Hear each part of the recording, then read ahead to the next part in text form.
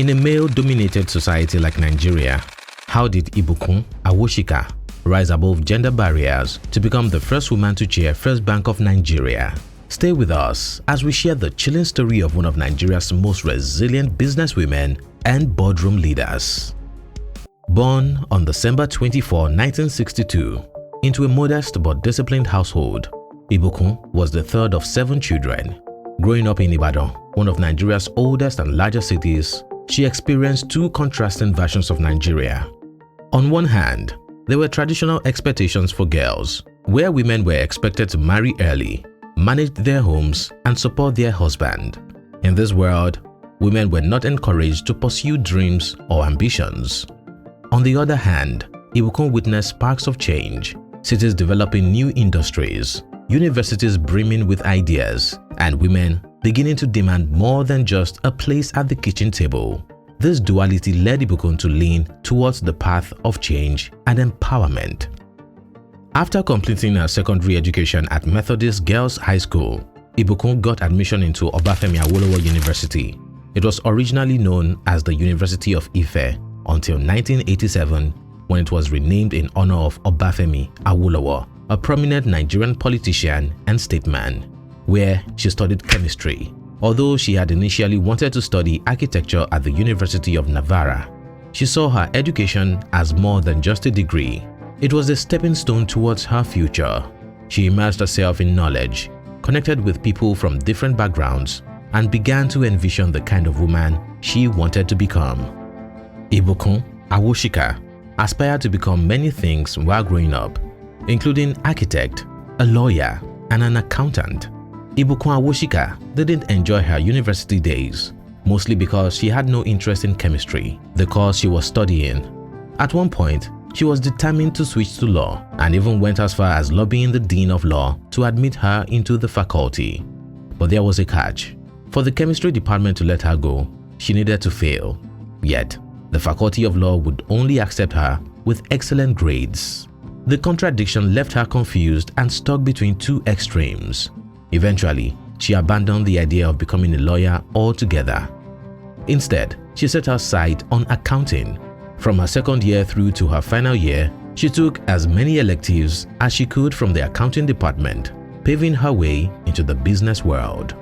Some might say she was overly ambitious, but one thing was clear: she was a determined goal-setter who consistently exceeded her own expectations. After graduating, she explored various job opportunities as an audit trainee and eventually took a position as a showroom manager at a manufacturing company. However, deep down, Ibukun felt she was destined for something greater. She didn't want to be confined to an office or be responsible for merely pushing papers. Instead, she aspired to build something of her own, something meaningful that would make an impact. This desire and passion led her to make a choice that would define the rest of her life. By the time Ibukun reached her mid-20s, she had neither the family fortune nor significant connections. However, she possessed 3 essential traits for a trailblazer: courage, clarity, and conviction. In the next chapter of her life, she decided to dive deeply into the world of business, driven solely by her vision. This choice would not only transform her own future, but also the future of women in African entrepreneurship. The journey from chemistry student to business icon was about to begin. If you're enjoying this documentary, please take a moment to like, comment, and subscribe. Your support enables us to continue sharing compelling stories like this one.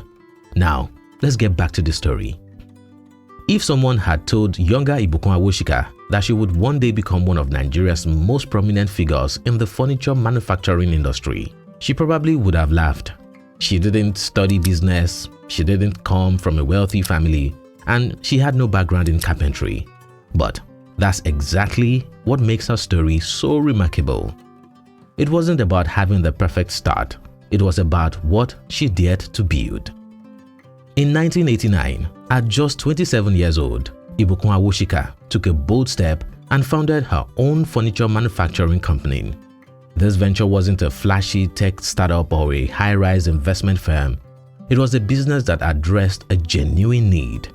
At that time, most of the furniture in Nigerian offices was imported, and locally made options were either poorly designed or viewed as substandard.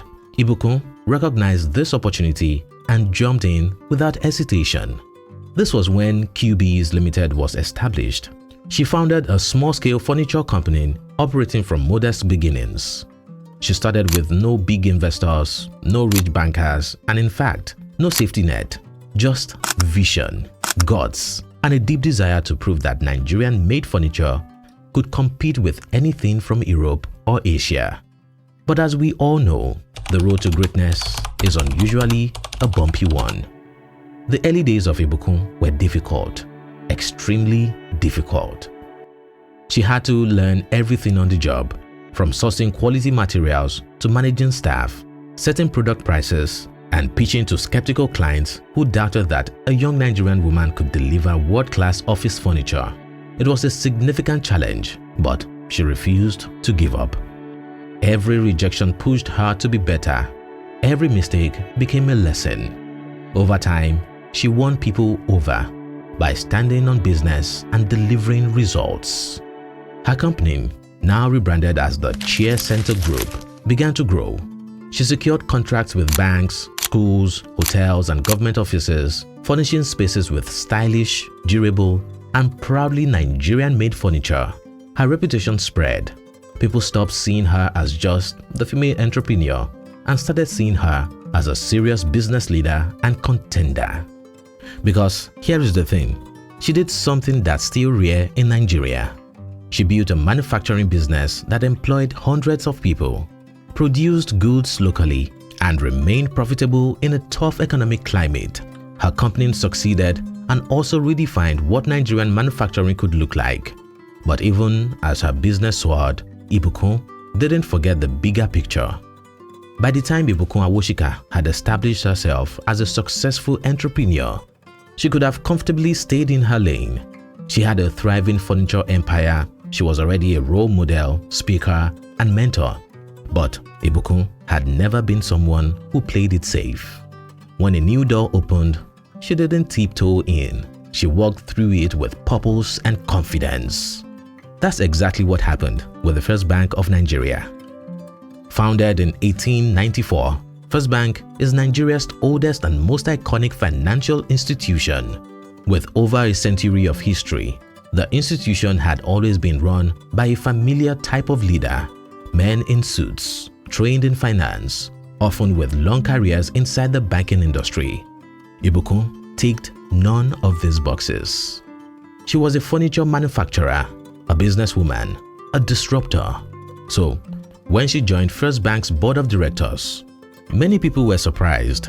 Some questioned it quietly, others loudly, but she stayed calm, focused, and committed. Ibukun didn't join the board to decorate the room. She came with ideas, bold ones. She talked about innovation, transparency, and building a bank that worked for the future, not just the past. She asked tough questions, made bold suggestions. She brought an outsider's view, one that challenged outdated systems and emphasized customer service, digital banking, and leadership ethics. And slowly, her voice grew louder in the room. In 2015, history was made. After over 120 years of male leadership, Ibukun Awosika was appointed the first female chairperson of First Bank of Nigeria. This was more than just a promotion. This was a bold statement. A woman, not from banking, not from a financial dynasty, but from manufacturing and entrepreneurship, was now sitting at the top of Nigeria's most powerful banking institution. Under her leadership, the bank pushed further into digital transformation, expanding its customer service initiatives and strengthened its governance structure.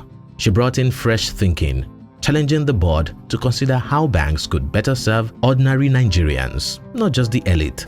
Even in the face of internal boardroom politics and power struggles, which the Nigerian banking sector is known for, she remained graceful but firm. She was never one to throw her weight around, but she knew when to draw the line and make hard calls. But perhaps what stood out most was what her appointment represented to millions of Nigerian women and girls. a message rang clear across the nation. You can lead and you can be anything. From a modest home in Ibadan to the highest boardroom in Nigerian finance, no one could have predicted this. Ibukun's rise to the chair of First Bank reshaped the image of leadership in Nigeria. But as every leader knows, sitting at the top is never the end. It's just the beginning of bigger battles. And for Ibukun, the final chapter would test not just her strength, but her ability to walk away when it mattered most. Ibukun Awosika had always ensured that her time as the chair of First Bank was not just a position of authority, but one that created a lasting impact for the future generations. Her leadership was not centered around flashy headlines or corporate gimmicks. Instead, it focused on service, stewardship, and unwavering resolve during critical moments. But then, in 2021, something happened. Suddenly, Ibukun's name was everywhere in the headlines. She was featured on the news and all over social media, but not for a positive reason. What was going on? In April 2021, news broke across Nigeria that Ibukun Awosika had been removed as the chairperson of First Bank. But what led to this? These were the questions dominating the headlines and circulating on social media as the rumors spread. It all began with a controversial decision by the bank's board to remove Dr. Adesola Adeduntan, the managing director, without prior approval from the Central Bank of Nigeria, CBN. Awosika found herself embroiled in the scandal. According to one report, she collaborated with several other board members of First Bank to allegedly force the retirement of MD CEO Shola Adeduntan. Another report suggested that while the idea did not originate with Awosika, she, as the chairman of the bank, had the authority to act and choose to do so against Adeduntan. Regardless of who initiated the decision, the outcome did not unfold as intended. The Central Bank of Nigeria intervened, reinstated Adeduntan, and dismissed Awosika and her board. The removal marked a dramatic end to a historic run, but Ibukun handled it with grace and poise. She refrained from posting angry messages or giving fiery interviews, allowing her dignity to speak for itself. She had always made her legacy, but unlike expectations from the public, First Bank was not where her story ended. Ibukun currently sits on the board of global companies like Cadbury Nigeria and Digital Jewels. She co-founded the African Leadership Initiative and was former chairperson at Women in Business, Management and Public Service, WIMBIS Network. She is also an established author, and through one of her books, The Girl Entrepreneurs, and her countless speaking engagements, she continues to mentor the next generation. But perhaps the part of her legacy that matters most is that she never compromised her values. Any money that doesn't have honor and a good name behind it is always at risk. So, and you don't live a life of values for others. You live it for you because it is what gives you peace. Yeah. With 4 honorary doctorate degrees, Ibukun has broken numerous records and is recognized as a woman of many firsts. She is the first chairperson of the Nigerian National Advisory Board for Impact Investing.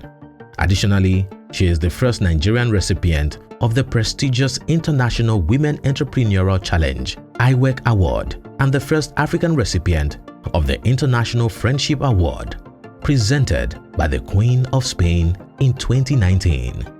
Ibukun continues to shape policy and development on a global scale. She was recently appointed to the UK G7 Impact Task Force. She is also a member of the Nigerian Economic Summit Group and served on the pioneering board of the Nigerian Sovereign Wealth Fund. She is happily married to Abiodun Awosika, and they are blessed with 3 wonderful sons. In a country where corruption too often infects the system, Ibukun stood out for something rare: doing the right thing even when no one was watching.